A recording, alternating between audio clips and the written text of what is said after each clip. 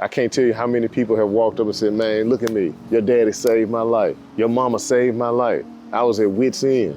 But because of what they did and their ministry and their counseling, the work that I did with them, I was able to get over it. To me, that's the testament of who I want to be.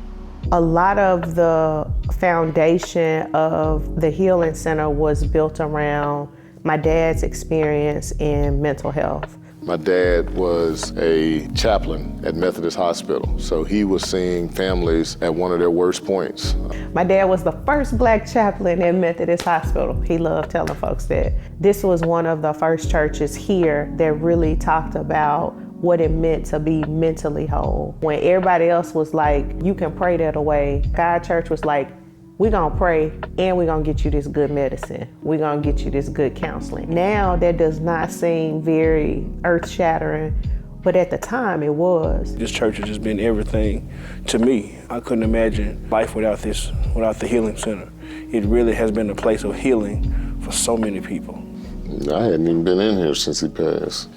So my dad passed October 10th, 2022, and it was 5 days after the kickoff of the campaign. I feel like my father's spirit has pushed us all to keep going because he really believed in this. He believed that Paul was called for a time like this. He loved his family, had so much pride in all the things that all of his children were doing and all the work that they're doing. Brag on my mom everywhere he went.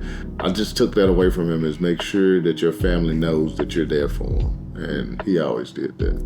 If he knew, I had a family member ill or just tough time, whether it was in school or anything like that, I knew I would get a phone call from him. And he always, had those encouraging words for you to make you feel better. And I know that he's instilled that into his kids, because they do the same thing. I'm sorry. We're working together by keeping his vision alive. He put a lot of things in place before he passed on.